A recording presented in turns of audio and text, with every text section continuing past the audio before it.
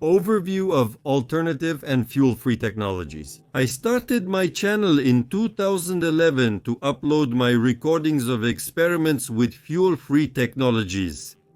I used to hang out on forums, look through research in this field, and due to my lack of expertise, I would repeat videos of those devices that were posted on YouTube. Naturally, I assumed without a second thought that everything people showed in their videos worked exactly as they presented it. After modifying a couple dozen simple devices and a few more complex ones, I realized that everything on the internet is fake. In some cases, the devices turned out to be impossible to replicate because of their complexity, at least for me. Or the most important secret of each one is either missing or distorted. I remember how the inventor Akula was surprised after half a year of arguing with his fans who criticized him for slipping them a fake. But it turned out that the schematic they were using to replicate the device had been redrawn and distorted from the very moment he posted it on the forum. Someone with access to the modeling process had redrawn the chip pinouts on the fly.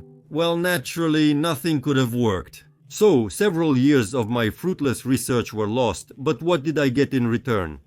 I acquired tools and improved my skills and knowledge, and in the end I learned to recognize self-development on the go. In the shown fakes, where a thin, barely noticeable wire is connected to the device, the light bulb didn't turn on or off the same way. I listened closely and recognized the click of a switch off screen. Or it immediately becomes clear that the principle of energy extraction is not viable. Fakes are now cracked like nuts. This ability was especially useful in investigating alternative history. The principles are exactly the same as the psychology of all fake departments. Basically, it's a pun. It turned out that the fake industry is not just crazy YouTube users monetizing their videos at the expense of degenerates.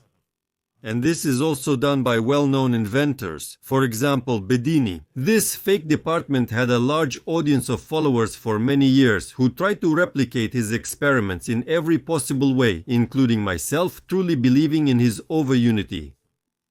And so, when no one was able to charge a single battery using his technology, he started selling devices and ready-made products. You guys are dumb. I've already done everything myself, just use it. However, even here, the crafty followers remeasured everything and couldn't get more energy than they spent charging the battery. And then, under pressure from his now very angry fan audience, he started making shameful excuses, saying that he never claimed his invention was overunity and that it was just a way to restore salted batteries. And that's when I realized that whatever I tried to replicate from the internet would never give any results. No matter how I tried in my experiments to bring transformers into resonance in various ways, it turned out to be fake and they were just showing special effects, for example, when I tuned the resonance. On such an overunity device, a 100-watt bulb is lit, but the instrument shows 0 milliamps of consumption. Just as I was about to shout hooray and run 3 laps around the house from an overflow of emotions, the circuit breakers in my apartment tripped on the stair landing. I thought hard and realized that it's simple. A standing wave occurred, which is quite well known in certain circles, that bypassed my Chinese measuring device and created at least a 30-fold overload at the other end of the conductor before reaching the meter. This wave can do that, but as for overunity, in none of the experiments I know of has it ever happened. It's all just tricks and a lack of understanding of electricity in its various forms. As soon as anyone who has created such a fuel-free generator switches to an autonomous system, its operating time will last exactly as long as the capacity of the battery used in the experiment. And what about Capanazze? Is he also showing a fake? Maybe it's not a fake, but we don't know for sure. It's the same as with space. We can't even confirm or deny its existence because all the ways to verify it have been deliberately taken away from us except for what they decide to show and tell us. Inventors are naive, simple-hearted people. It was clear from the very beginning that no one would let Capanazze put his invention into production. As he said, with this device we will defeat Russia. It's foolish. Your device is useless to the master for destroying Russia. He simply doesn't need to destroy Russia right now. The very principle of patenting was not invented so that inventors could honestly make a lifelong living from their inventions. It's simply the perfect mechanism to restrict and control any technology. Those who believe in the myth of protecting their rights flock together to get patents, and there, in various ways, they lose their rights. And those who figured it out and started releasing things without permission are dragged to court and presented with a patent for their own invention, backdated and registered to a front person. The system is completely their domain. They forge, extort, lose, steal, buy up, and do whatever they want there. A vivid example is the genius of Einstein, who was assigned to work at the patent office. What is a patent office? It's a treasure trove of all the advanced ideas and developments of modern times, which can easily be taken away and attributed to someone else. We also need to count how many scientists were physically eliminated in order to make fundamental science revolve around Einstein and turn it inside out. And if you think about it carefully, patenting is originally a tool of a civilization following a demonic path of development. Imagine, an inventor as a person is a product of the community in which he was born and raised. The state raised him, educated him, gave him a job, and protected his life from both internal and external threats. At the same time, every member of society is his personal source of well-being, culture, infrastructure, a consumer and a customer of new technologies, which he also invents. All his inventions stand on the foundation of the inventors of this very society. And so such an inventor comes up with some innovation and suddenly declares, "Now I am on my own, I invented this by myself, and I am the full owner of my invention." Well, haha, no way. Then go ahead and leave our civilization if you've separated yourself from us like that. Go live in the desert and implement your invention all by yourself and use it all by yourself without electricity, a computer, a desk, a chair, or any consumer demand. But all of that is also a social product of the civilization you're a part of. What's wrong, genius, huh? Any invention is, by definition, a product of the society that created all the necessary conditions for your birth and creativity. That's why it should initially be the property of the state and be strictly protected by law. And only after that, the state is obliged to apply incentives for inventors, which will actually be much more impressive and effective than today's dynamo scam nonsense.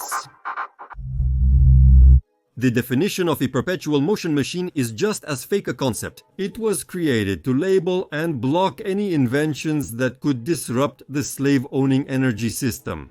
The definition refers to devices that, in a closed system, cannot get energy from nowhere. But in reality, this definition is applied to any systems that take energy from sources where it is not allowed to take it from. For example, in the past there used to be small power plants on rivers and streams everywhere, supplying villages and rural areas, but by the 1970s every single one of them was shut down and everyone was switched to a single energy dependency. When studying fakes, you can only be amazed at how far people are detached from reality.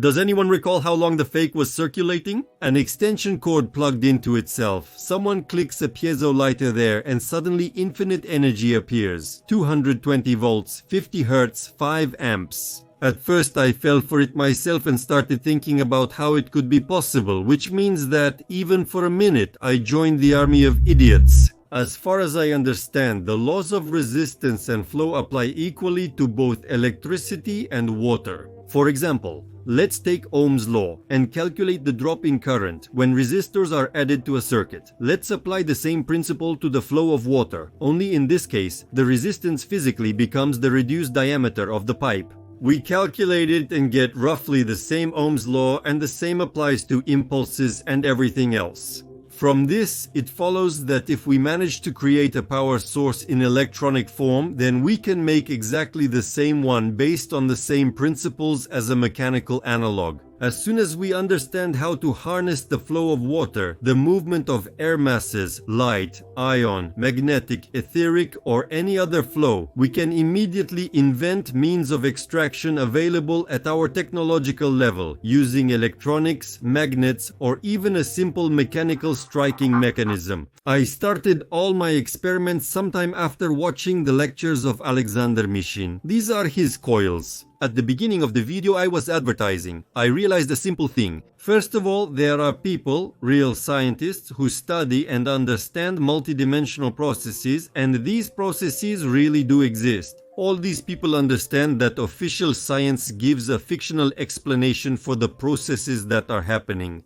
And researchers have to rethink the theory of electricity, magnetic fields, and in general all the fundamental interactions of matter. And only by stepping out of this looking glass can we start freely taking energy from everywhere. It's obvious that the whole world around us, every living being and natural phenomenon, uses infinite sources of energy. And when I saw how Alexander assembled a multi-dimensional diode bridge and explained how it works, I realized I was doing the wrong thing.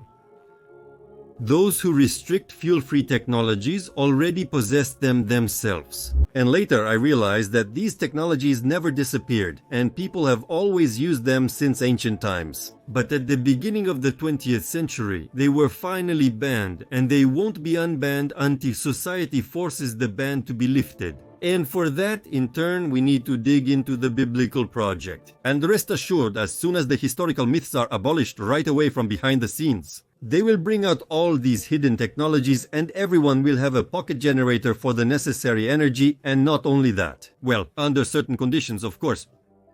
What devices were available privately? In the Vedic civilization, we read fairy tales and all get goosebumps together. Inventor Amur came up with a way to split water into hydrogen using sunlight back in 1938. Thanks to this, he was able to fully heat his home. Just imagine the scale of this invention, especially for sunny countries. An inventor named Sklarov came up with a turbine that has no moving parts, and it delivers multiplied power even in weak winds.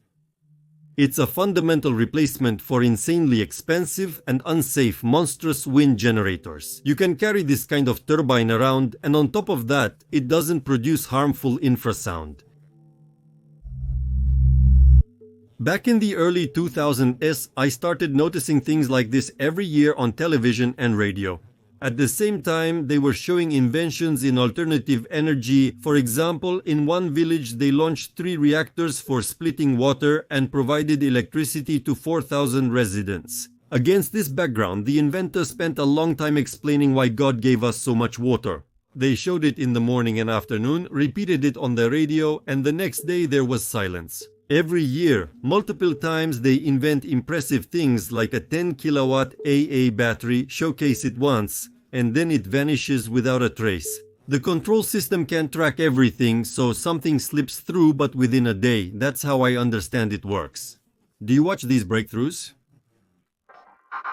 My father-in-law handled it. In the 90s, together with the whole conversion workshop, he bought a Japanese television for cheap. 20 years later, it turned out that the 9-volt batteries installed in the remote still work. They take out the battery, put in a regular store-bought one, and it only lasts a month. It got to the point where they started selling those batteries at a high price. I immediately figured that maybe the battery isn't really a battery, but instead a fuel-free generator is built into its case. I checked with an oscilloscope to see if there were any ripples or anything suspicious, but I didn't find anything. I wasn't going to break the battery. And then I found out that this battery is made with radioactive isotopes, but the radiation only spreads to tenths of a millimeter and isn't dangerous for humans. These batteries work for 50 years or more and have been used in space technology since the middle of the last century. I'm sure their production cost is just as tiny, but no one has ever seen them for sale. And just like that, at the end of 2017, I saw a story on television, Which One's Back.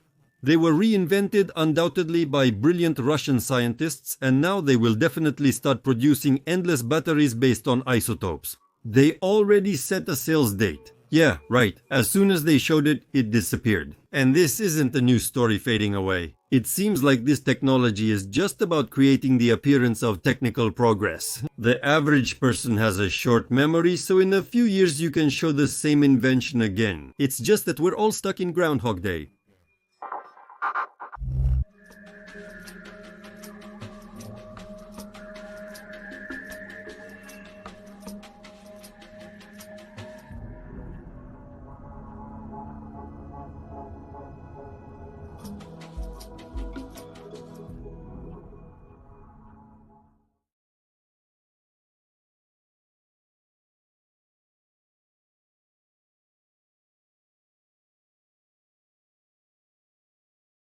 Subtitles created by